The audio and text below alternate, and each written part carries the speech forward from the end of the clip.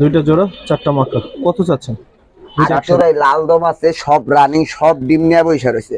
আমার একটা প্রবলেম হয়েছে, এই ছাদেই ভিডিও দিতাম রেসার, তারপর লাল দম দুই জোড়া বিড়াল খাওয়া ফেলাইছে, রাত্রে আমি খাঁচা ওই ছাদে সেটেল করছি। দেখেন বস দিয়ে একটু কম আছে, বস দিয়ে একটু কোয়ালিটিতে কবুতর কিনবো।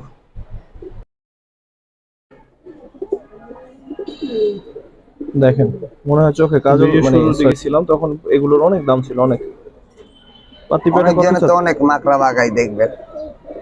এটা হলো অরিজিনাল চাচ্ছেন ভাই?